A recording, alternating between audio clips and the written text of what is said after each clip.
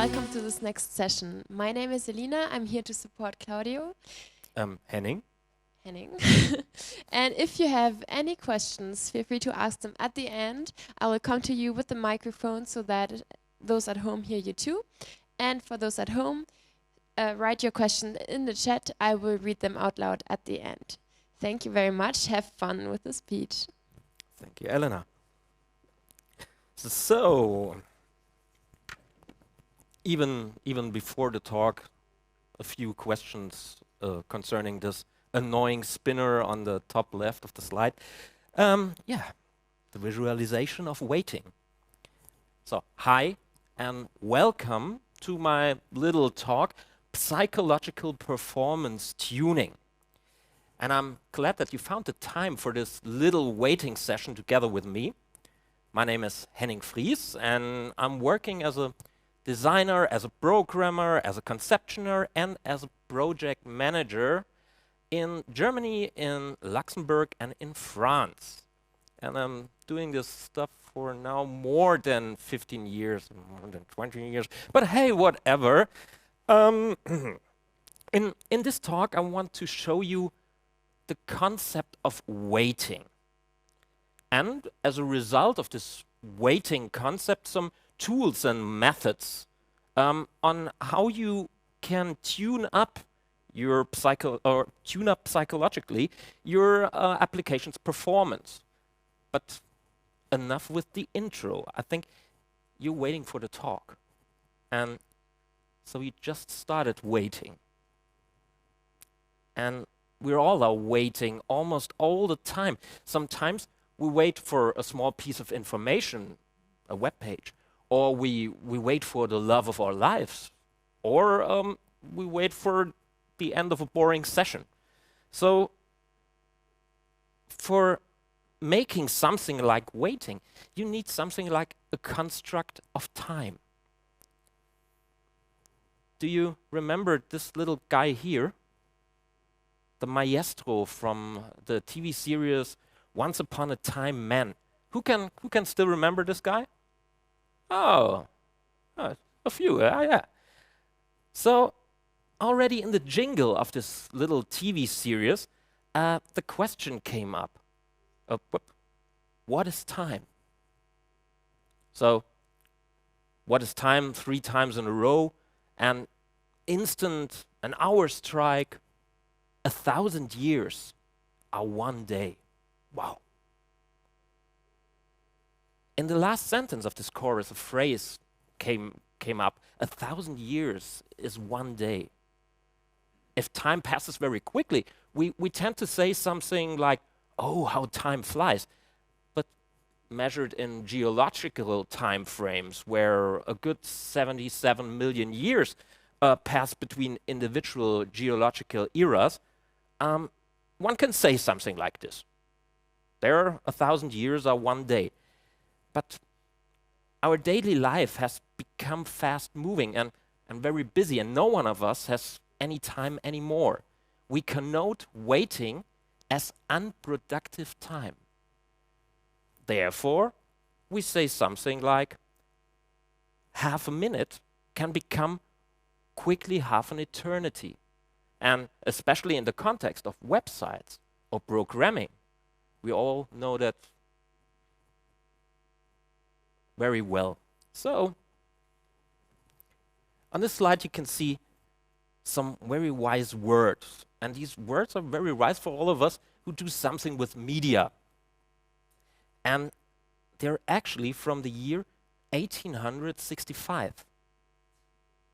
At the moment, we are confronted with lots of industrial standards regarding the loading times and the transmission speeds, and the target altogether is less than 1 second, because we have no time. Time's precious. So again, back to the question, what is time? If we take a cue from the popular culture, we could say time is a wibbly-wobbly, timey-wimey stuff, according to the 10th Doctor. Or should we say that time is simply money? The slogan by Benjamin Franklin from the year 1748 At this time, there were lots of assembly lines and rationalization efforts. Time is money, and whenever we wait, we are unproductive.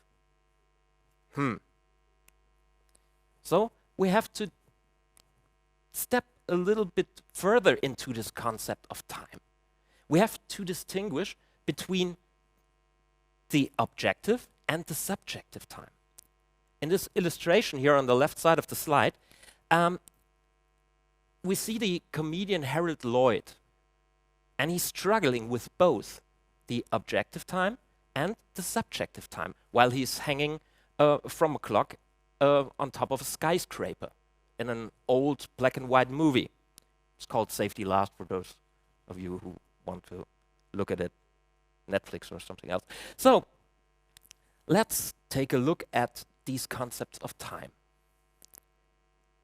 The objective time, or simply the time of day, or the measurable time, it runs at least in the average linear experience of a human being continuously and completely evenly. The present is just a little tiny transit point between the past and the future. And it's based on scientific and astronomical considerations. The objective time, this absolute, is linear, is real, and is taken as a convention for structuring and measuring activities. Its best known symbol is the clock. Then we have the subjective time, or simply the brain time. The brain time runs discretely and experience-wise very differently. So the present is not a point-like experience, but definitely it has a certain duration. The subjective time occurs when an individual estimates objective time. And this is influenced by various factors, such as the mood, for example. The subjective time can refer to a point in time or to a duration of time. So time can be experienced. Time can be seen as a sequence of events. Each event consists of countless individual impressions. And our brain is a true master in processing these single impressions and making them understandable for us, in grouping them together. Otherwise, we would go totally crazy, we would go mad if we would process every impression individually. So, how do we remember something like past time in our short-term memory? Again, there we have some psychological curiosities, and they are not that intuitive. Events that were fun and engaging, but very short, are remembered as long. Events where nothing happened, where these events were totally boring, they will be remembered as short. To understand this, I come back to something more IT-like. We can think of the memory storage as a compressed zip archive. The brain compresses long events, such as during a long car ride. The memories of all the license plates that we would have seen while driving with our car would be totally redundant and, useless. As a side effect of this compression, we perceive the past time period as much shorter. So in short-term memory, these boring events appear shorter to us than they actually were. It's a cool trick. However, now we have to take another closer look to a special form of experiencing time. It's waiting. Waiting affects all of us. In science, there's a concept of the homo expectans, the waiting man. Once you have started waiting, it can be very difficult to get out of it and to stop with waiting. So, the definition of waiting, and here's a nice definition by Dr. Andreas Göttlich, a sociologist from the University of Constance. He says, waiting is experiencing time. You can go even one step further and say, waiting is the conscious experience of time. Waiting depends on external circumstances, on how and for what you're waiting, and also where you're waiting. When we hear the term waiting, most of us think of a queue. The queue is the perfect example for waiting. It's an English invention. So, and this invention has a sociological depth. In the queue, an egalitarian social basic principle is reflected. In the queue, a social status does not count. First come, first served. So this means that the time of each person in a queue is worth the same. And I hope you now see a queue with totally different eyes. So it's a good invention. But everyone is probably familiar with this situation. When is the meeting finally over? We wait, for example, during our daily work, or we wait during boring conference sessions. And we wait in our leisure time, in the pub, in the restaurant, in the cafe. We wait in traffic, whether in a traffic jam, or at a crosswalk, or at the train station, or the airport, or maybe because of a delay. We wait when we're sick, when we have a cold or a flu. We wait even in sports. There, waiting is even a penalty.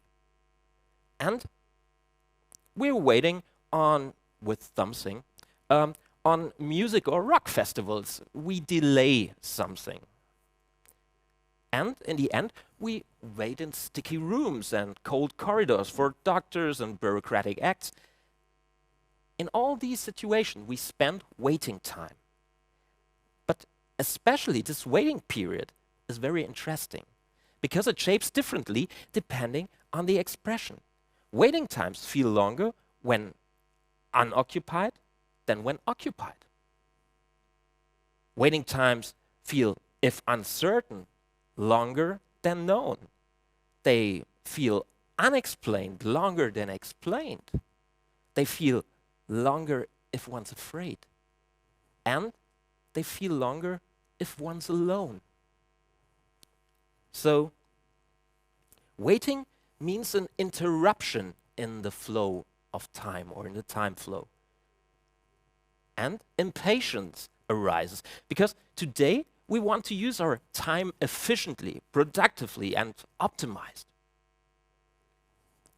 Let's do a little experiment now. I will interrupt your time flow now. And while this little pause, do please nothing but waiting. No smartphone, no writing, just wait. So, are you ready to go? Then let's go.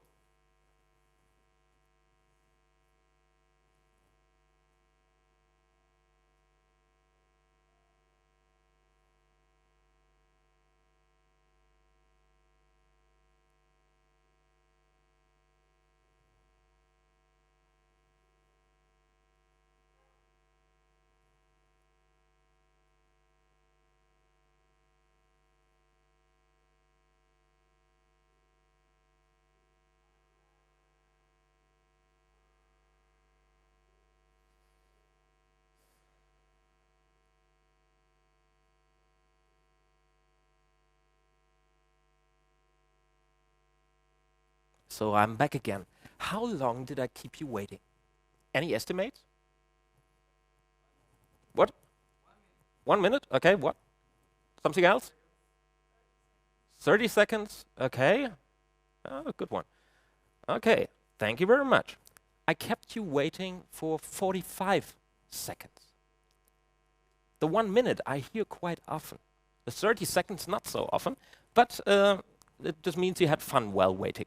So, but still, it was kind of awkward, or sitting there and just waiting, and you had no idea when I will start again. So, it was kind of an uncomfortable time experience. I mentioned at the beginning not to look at your smartphones, because exactly this device documents our difficulties with waiting. And at the same time, it seems to be the solution. A smartphone let us bridge the time while we're waiting. Waiting is usually experienced as less pleasant. And yeah, hey, who likes to wait? Hey, cool, I wait for a couple of hours. Haha. Waiting brings something with it. And that's self-reflection. Ooh, nobody likes self-reflection. And with self-reflection comes emotion. And emotion plays an important role. And now we try to connect emotion with the mobile web or the web in general. What if we have to wait on the smartphone that we actually wanted to use as a bridge for shortening our waiting time? Bad connection, slow website. A classic story. A study from 2014, they already revealed that among the subjects, 23% cursed their smartphones when something seemed to be too slow. 11% yelled at it, and even 4% threw it on the ground. What do you think? Are we now more relaxed, more patient than 2014? It seems we have a little bit forgotten how to wait, and we have lost our patience. And because it's not a matter of weeks or months or years, it's a matter of seconds. We can let the numbers speak. This is a classic one, a good one, an oldie but goldie. It shows the sizes of the average web page from 1996 to 2016, 10 years. It started with 14 kilobytes, and within 10 years, the average web page, not website, web page, was at about 2.5 megabytes. Okay, there was more to show, the browsers allowed cooler features, but now comes the paradox. Because according to the industry standards, in 1969, I was allowed 8 seconds for the 14 kilobyte. But 2016, for the 2.5 megabyte, they had to be on the screen in a second. It's kind of a paradox, or? And it gets even better. In 2020, the average web page size, web page, not website, was at 4 megabytes, or even worse. And best of all, we have to render it on the screen in less than half a second. That's industry standards. So, simplified, you can say that loading data creates waiting. So, loading equals waiting. What you can see here is a progress bar. It's the visual attempt to deal with waiting on a computer. We visualize waiting and try to gain control over it. Because the worst thing that can happen to a waiting person is that suddenly the person realizes it's nothing happening. And the person maybe never gets out of the situation that there's nothing happening. So the progress bar, with the progress bar, we agree to our waiting fate, and we have hope. We have hope to reach our goal and that the website or the program gets finally downloaded or reactive. But we all know after the loading bar is before the next loading bar. Sounds a little bit like a football saying, but hey, whatever. So, do you know this thing here? It's mostly something that designers get on design conferences to see. It's the UI stack. These are the components of a normal UI. And we know now it's all about loading. If it takes too long, we yell at our computer. In the UI stack, we are concerned with the loading state and the visual representation of the loading time. So this is the important one, the loading state. But as developers in this context, we are talking about performance, and we try to blame it on technology. Performance is not about hours or minutes, but about a few milliseconds. But to provide them with our code, we need days, weeks, and months. And there are lots and countless technical possibilities for optimizing code. And I'm pretty sure there were some excellent talks here on the IPC about gaining these milliseconds, get more performant in the front end or in the back end. But however, at some point, a technical limit is reached. And it becomes very difficult and much more expensive to knock out a few milliseconds from your code. And at this point, we have to address the most powerful performance engine we all have. And we often forget this powerful performance engine. It's not software, it's not hardware, it's the so-called wetware. It's our brain. The brain is based on a strange firmware. It's like a modified version of the Internet Explorer 6. It will say it behaves sometimes a little as it is in quirks mode, you know? The brain controls our perception, and we will now try to make use of this feature. So, okay, let's start with a task-oriented process. As simple as this. It can be described by the fact that we have the intention to do something. Okay. Then we do it, and finally, our doing should be answered. In between, there's waiting. This task-oriented process has a performance. That is how reactive and fast this process seems to us. We are, remember back some slides, we are in the subjective, or better, the perceived time. And therefore, we also look after a construct that is called perceived performance. Perceived performance can be defined as a function of the expected performance. This is what we consider appropriate for completing this task. Then we have the actual performance. For example, what the back end, the front end, the processing power, the network, whatever provides to us. And we have the user experience, the designer stuff.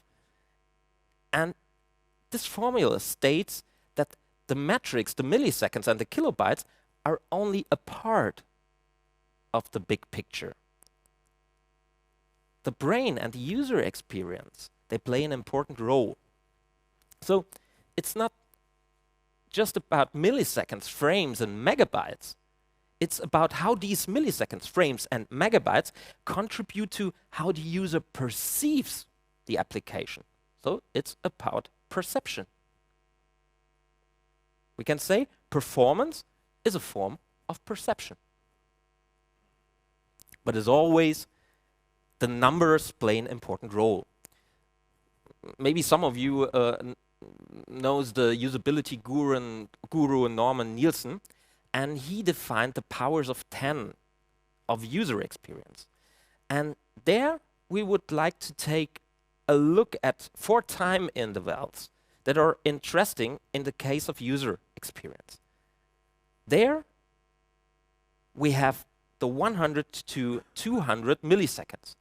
This interval is the maximum duration between action and reaction, which is recognized by humans as instant.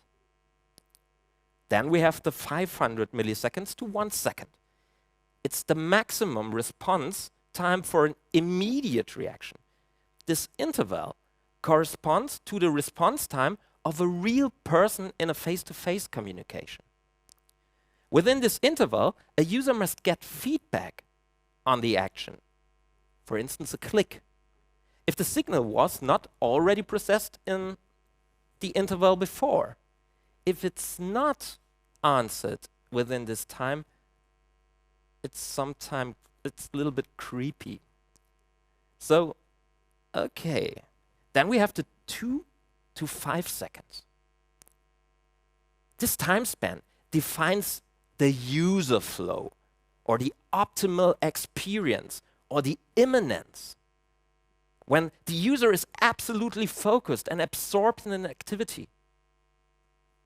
2 to 5 seconds, he's absorbed in an activity. Immanence.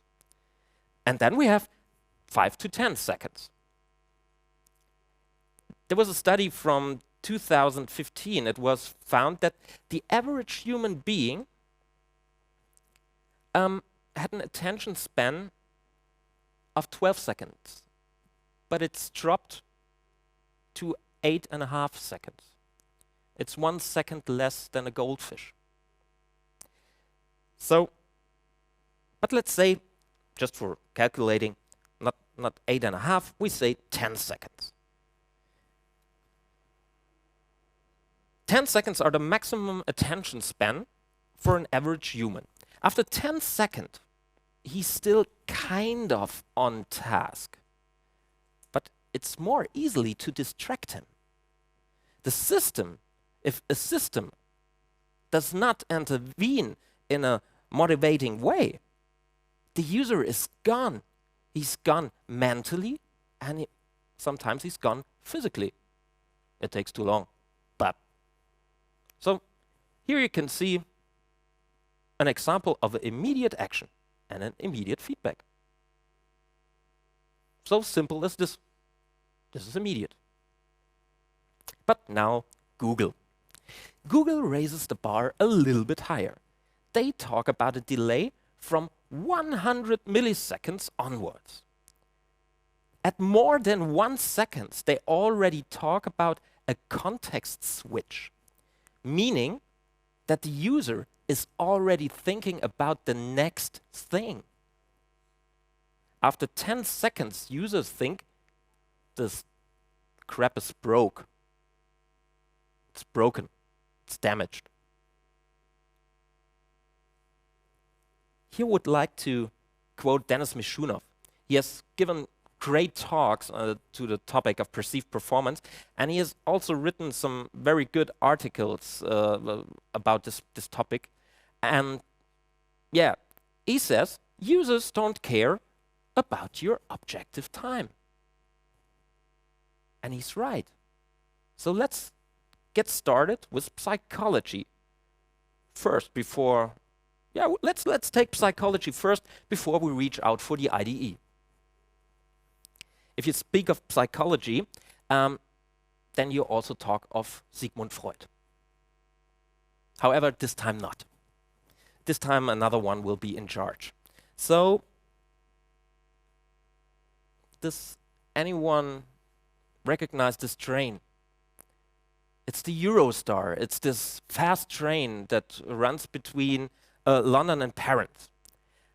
And the company behind Eurostar, they invested billions of money for a technical solution to reduce the travel time between London and Paris by 15 minutes.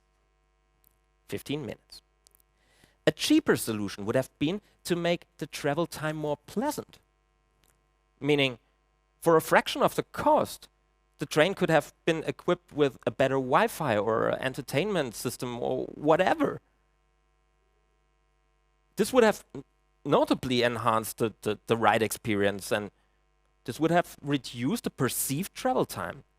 The 15 minutes, physically, 15 minutes travel time reduction was hardly noticed by the passengers.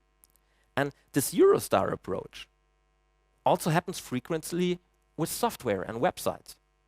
Developers, they fiddle around with performance problems and lose the sight of the overriding goal. It's, improving the user experience. And why nobody, really nobody, noticed this 15 minutes, we can now learn from this guy here. It's Ernst Heinrich Weber. In the 19th century, the physiologist Ernst Heinrich Weber noted that a sensory organ registers a change above a certain amount of intensity. Okay, imagine you enter a room with 10 candles lit, and someone lights the 11th candle.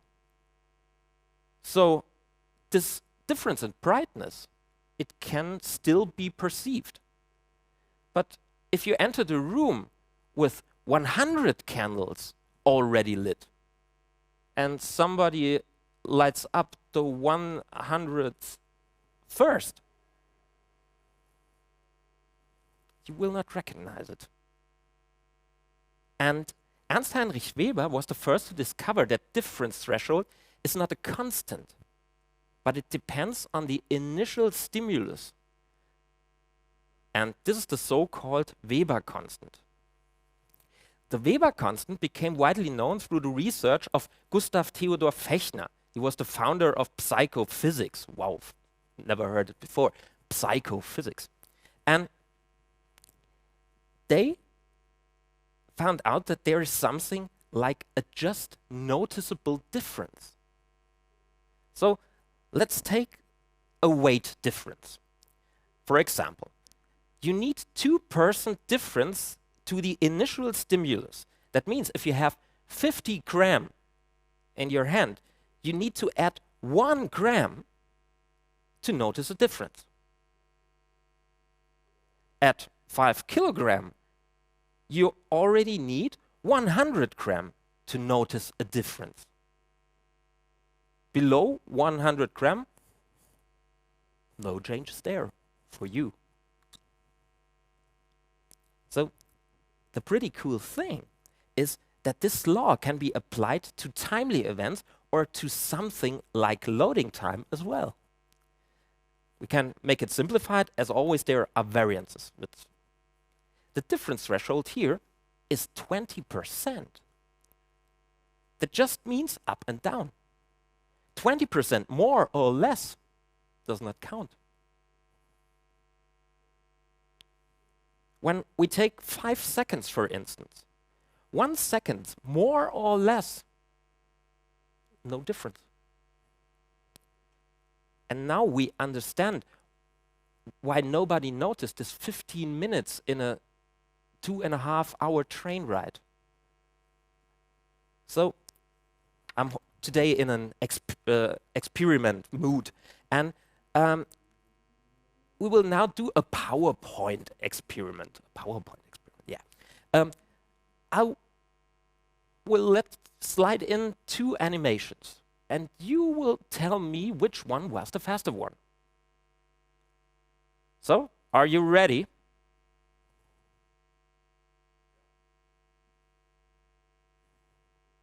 Which one was the faster one? Same, second? The first one. You're damn right. Yeah. The first one was 1.6 seconds. The second one was 2 seconds. Okay? So 0.4 seconds. To increase your code's performance, the iteration through a loop, around 0.4 seconds, you might work for weeks. to refactor your code, except nobody notices. And even if you did notice it, the difference was not significant. Now, equipped with this know-how, we can try to manipulate time, at least influence the perceived duration of time. So let's have a look at a waiting period. A waiting period consists of a passive and an active phase. The active phase, it can be purely mental, thinking, understanding, but it can also be physically doing something. In the passive phase, people have no control over the waiting time. They have no choice and they must endure the waiting time as it is. The passive phase is, that's why, very, very dangerous. In this phase, your brain switches to idle mode. And because there are no other alternatives. And then you're alone with yourself. Some people do meditation to be alone with themselves. Hey, just go to the internet, have a look at a poorly loading web page, and you're alone with yourself. You have the same effect, the aggression, but hey, nearly the same effect. So you experience a loss of control, and there's actually only one alternative, and this is to stop the process. The two phases and pictures. The active phase, it's party time in the brain. The passive phase is just empty, nothing's going on, idle. Therefore, we can quote a study from the MIT. A passive waiting phase is perceived as 36% longer than the objectively elapsed time. I think we can all confirm this because we all have been passive waiters at some point without something like a smartphone in hands. And when we're having fun, then time flies. Woo! So little time left in my talk. Yeah. So we should do everything to keep our users in active mode as long as possible. These are true words. But why? Because the active phase is also a part of the waiting phase, but it's not perceived as waiting time. We're doing something, we have control over the time, we are productive. And that's what it's supposed to look like, as long as in the active phase as possible. Or in images again, party all night long. So, how do we manage to keep the user active for a long time and give them the impression of a continuous activity? This is a long waiting period.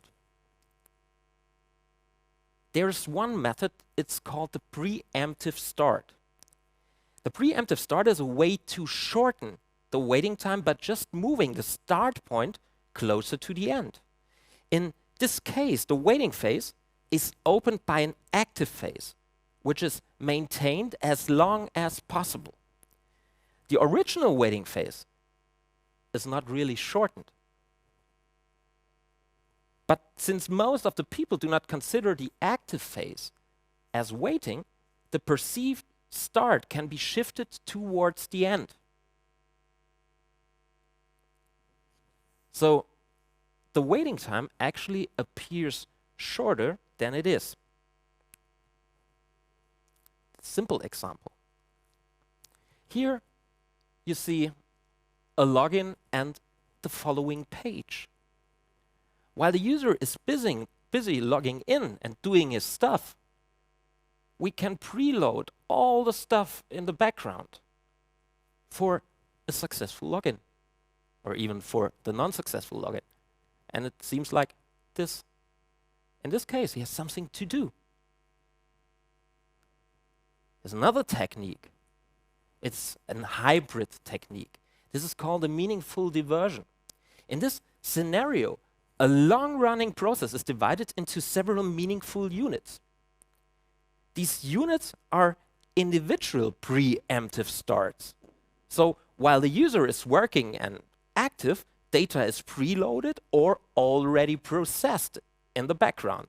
So instead of a big bang that keeps the user in a long waiting period and long time in a passive mode, we keep the user busy and the waiting time feels shorter.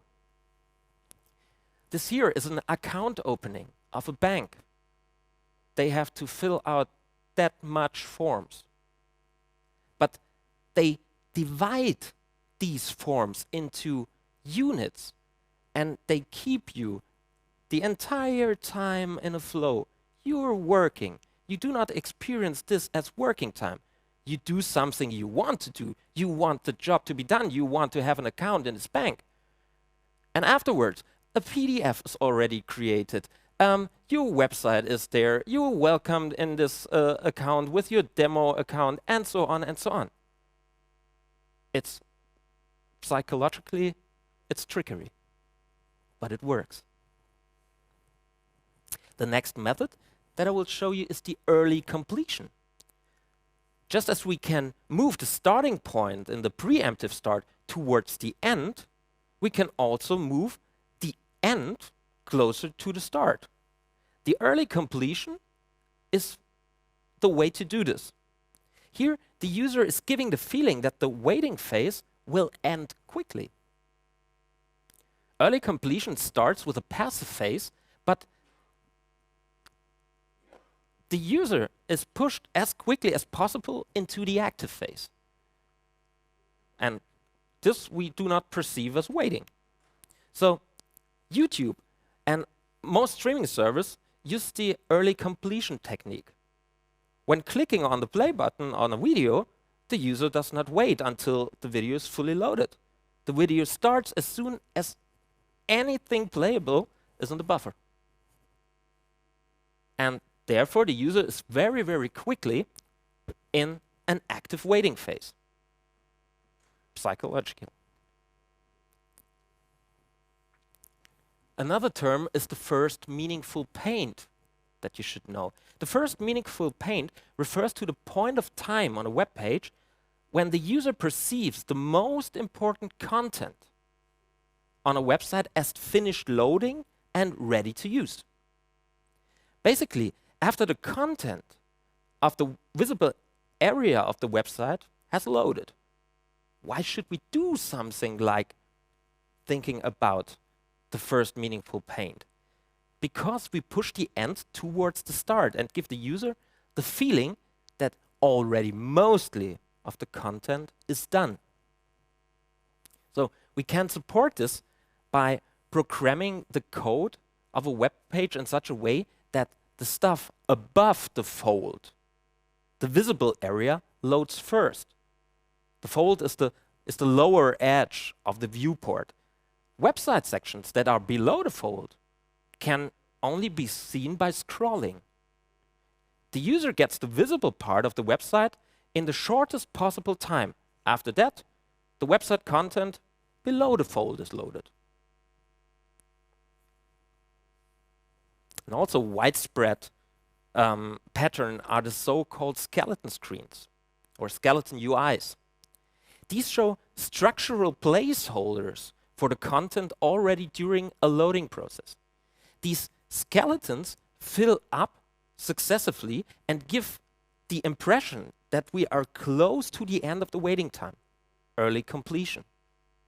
Skeleton screens shift the focus to the content being loaded and away from the fact that loading is done.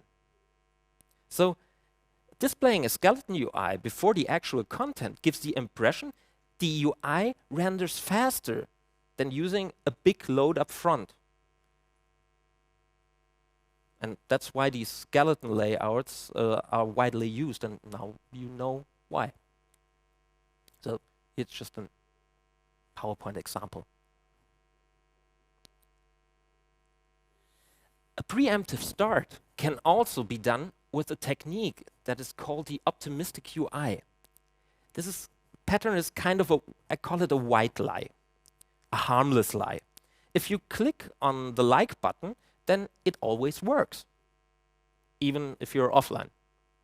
So the website gives you a promise that what you had in mind will, in brackets, eventually happen. Display is the finished, the expected result. This trick makes a UI perceived more responsive and performant, even though the work is done in the background, even though the work that is done in the background is not finished yet. So there's only one thing: just don't get caught lying. You have to have an alternative in hand when something happens. So here's a nice illusion that you can see. So when I click here on pin it, it says it's pinned, and the stuff is done behind the scene. But that's for me, whatever. I did not recognize this little bar that gives feedback. A nice illusion. Well, the backend does the job. So, but sometimes it takes a little longer. And our magic psychology tricks are all spent. And in this case, the audience must be presented with a waiting aid. An aid that represents the system state. You remember system state, heuristics, Nielsen, whatever, doing UI stuff. But still there are some things to consider. For time estimates, under a few hours, people pick from a pool of numbers, so such as 1, 2, 3, 5, 10, 15, 20, and 30. People do not say it's about 43 minutes now, but about an hour. The matrix is read from left to right, and intervals should never skip a number. So these numbers can then be used in our favorite control to visualize time, the progress bar. And even in a progress bar, there are psychological rules.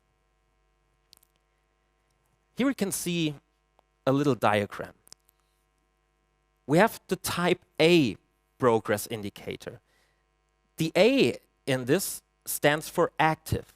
They actively provide us with information about how long the process will take. Then, it's known very well, the type B. If the process indicator is undefined, it is classified as a type B. In this case, B stands for busy, because it only shows that a process is running, but how long it will last, no idea. And this type, it should really, really be used for short processes, because these gizmos, they are like taking someone hostage, you know? They leave the user in uncertainty whether he will ever get out of the process. So not for a 5-minute process. No, no, no, no, no.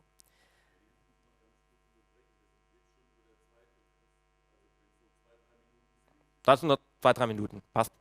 Okay. Okay, so then we have type C. The type C stands for change. These progress indicators, they are quite similar to the type A expression, but they cannot tell the user when the process will be finished. So however they actually provide information about the current progress step and about changes to the current process, but they cannot tell you how long it will last. And the last type of process indicators is the type D. D stands for disappear. This form, they provide information about the degree of completion, but not during the actual process. This type usually disappears in the background and comes back sometimes after the process has finished. And for all who would like to know it, you can have as well some dark patterns. And for the type B indicator, this dark pattern Facebook can tell us a little bit about this. So it's a custom loading animation. And these custom loading animations can be useful to distract and entertain users while the content is being accessed. Facebook has done a user test with their custom loading. And it showed that when the users were confronted with a custom loading animation in the Facebook iOS app, they blamed the app for the delay.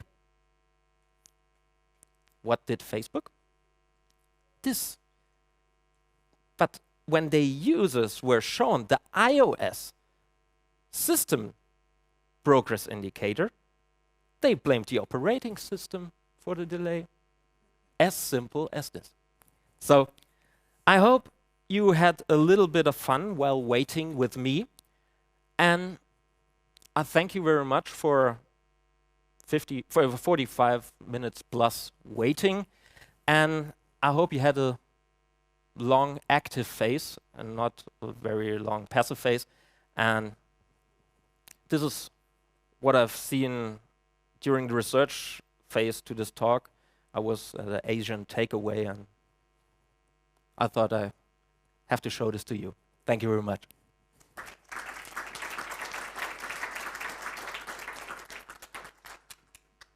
Okay, so as